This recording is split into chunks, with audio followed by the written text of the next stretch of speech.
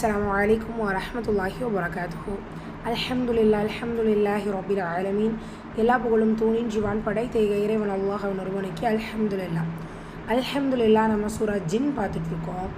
2 வசனங்கள் கம்ப்ளீட் பண்ணிட்டோம். இன்ஷா அல்லாஹ் இன்னைக்கான வகுப்பில் அடுத்த 2 வசனங்கள் வாங்க பார்க்கலாம்.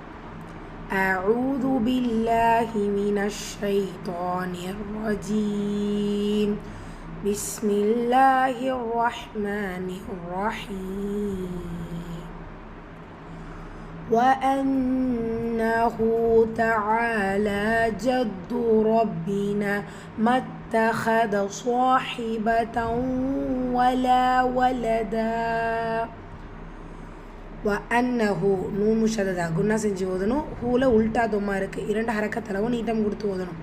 وأنه تعالى ஐன்லேயும் லாம்லேயும் 2 இடத்துலையுமே அலிஃப் சொகிறா. 2 ஹரக்கத்தளவு நீட்டம் கொடுக்கணும். ஜத்து தால ஷத்த அழுத்தம் கொடுக்கணும். ரொப்பினா ரா ஃபத்தா பேச்சு வந்திருக்கு, வல்லினமாக ஓதணும். பால ஷத்த அழுத்தம் கொடுத்து ஓதணும். ரொப்பினா நூனில் மீமில் 2 இடத்துலையுமே அலிஃப் மத்தா.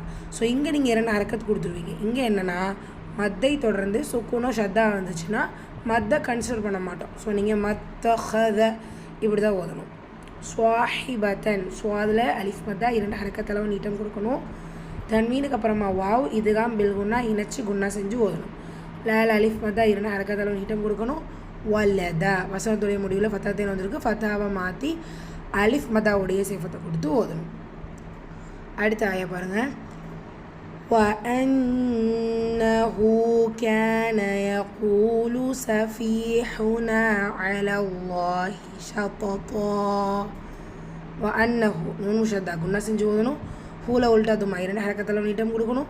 கேன இந்த இடத்துல கேஃபில் அலிஃப் மதா 2 ஹரக்கத்தளவு நீட்டம் கொடுக்கணும். யகூலு வமதா 2 ஹரக்கத்தளவு நீட்டம் கொடுத்து ஓதணும். சஃபீஹுனா ஃபீலையா மதா நூல் அலிஃப் மதா 2 இடத்துலையுமே 2 ஹரக்கத்தளவு நீட்டம் கொடுக்கணும். அலல்லாஹி அல்லாஹ்ங்கிற வார்த்தைக்கு முன்னாடி ஃபத்தா வந்திருக்கிறனால அந்த அல்லாஹுடைய இல்லாமல் வல்லினப்படுத்தி ஓதணும். ஷப் தோ தோ வல்லின எடுத்து அதற்கான உச்சரிப்பு கொடுக்கணும். வசனத்துடைய முடிவில் தொன் ஃபத்தாத்தில் வந்திருக்கு. ஃபத்தாவை முடித்து அலிஃப் மத்தாவுடைய சிஃபத் கொடுத்து கம்ப்ளீட் பண்ணணும். ஸோ ரிப்பீட் பண்ணலாமா? பிஸ்மில்லாஹிர் ரஹ்மானிர் ரஹீம்.